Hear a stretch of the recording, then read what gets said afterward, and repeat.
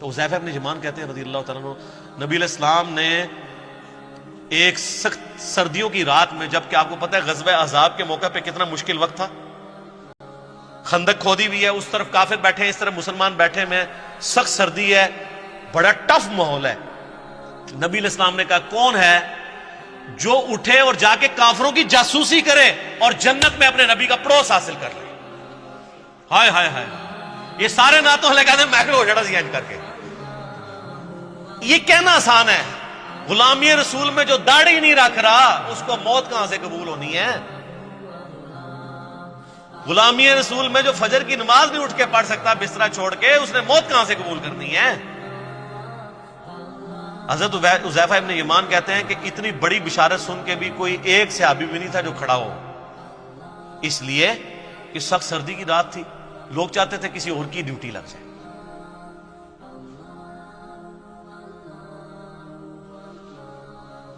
اب کیا ہوا؟ نبی علیہ السلام نے دوسری دفعہ فرمایا کون ہے جو رات کے وقت جا کے کافروں کی جاسوسی کرے اور جنت میں اپنے نبی کا پڑوس حاصل کر لے. کائنات میں سب سے بڑی کوئی چیز یہی ہو سکتی ہے. اس سے بڑی صرف ایک چیز ہے کہ اللہ تعالیٰ کسی کو پیغمبر بنا دے. پیغمبر بننے کے بعد اگر دوسرے نمبر پہ کوئی فضیلت ہے تو جنت میں ہمیشہ کا پڑوس پیغمبر ہوگا. یہی ہم اللہ سے مانگتے ہیں کہ اللہ تعالیٰ ہمیں بقیہ غرقت میں مدفن اور جنت الفردوس میں اپنے محبوب صلی اللہ علیہ وآلہ وسلم کا پڑوس عطا فرمائے. آمین. حضرت حذیفہ کہتے ہیں دوسری بار بھی کوئی نہیں کھڑا ہوا، تیسری دفعہ بھی کوئی نہیں کھڑا ہوا، چوتھی دفعہ نبی علیہ السلام فرمایا حذیفہ. آپ کہتے ہیں میں نے دل میں کہا لو جی مارے گے، اب تو جانا ہی پڑے گا، میری ڈیوٹی لگی، کیونکہ اب تو بائی نیم حکم آ گیا نا. کیونکہ یا رسول اللہ، فرمایا جاؤ، اور ساتھ کہا کہ دیکھنا چھیڑخانی کوئی نہیں کرنی، جتنا کام کا ہے اتنا ہی کرنا ہے. کہتے ہیں میں اٹھا، اب سوچ رہا تھا سخت سردی ہے ریگستان کی، باہر جا کے کیا بنے گا میرا. کہتے ہیں اللہ کی قسم جب میں اٹھا تو مجھے لگا میں گرم حمام میں داخل ہو گیا ہوں. میرے اوپر کسی نے نا کوئی گرم رضائی اوڑھ دی ہے سخت سردیوں میں. اور کہتے ہیں میں اسی طرح باہر گیا پھرتا رہا، ٹھنڈ ختم ہی ہو گئی. اور کہتے ہیں میں نے دیکھا کافر رات کے وقت بیٹھ کے اپنے وہ جو تیر ہیں ان کی جو نوکیں ہیں ان کو تیز کر رہے ہیں، کوئی برچھیوں کو تیز کر رہا ہے. اور کہتے ہیں میں نے ابو سفیان کو بھی دیکھا، اور میں ایک تیر چلاتا اس کا کام تمام کر سکتا تھا رات کے وقت. وہ میرے نشانے پہ تھا، اس کو تو نظر بھی نہیں آ رہا تھا کہ میں اس کے پاس پہنچ چکا ہوں. لیکن پھر مجھے نبی علیہ السلام کی نصیحت یاد آئی کہ دیکھیں کوئی کام نواں نہ کھول دیں ہوتے پنڈورا باکس. تو مجھے حضور کی بات یاد آئی تو میں پھر پیچھے ہو گیا.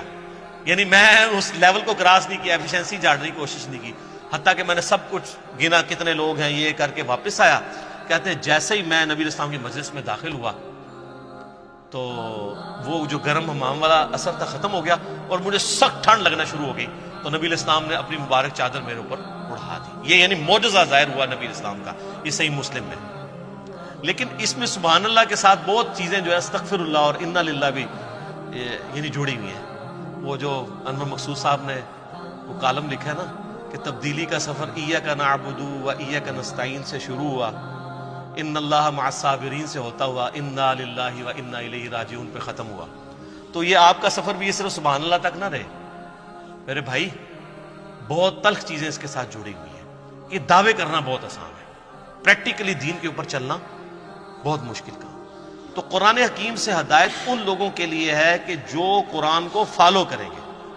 صرف مطلب دعوے کر لینے سے کچھ بھی نہیں. تو یہ اس پوائنٹ میں ڈسکس کرنا ضروری تھا.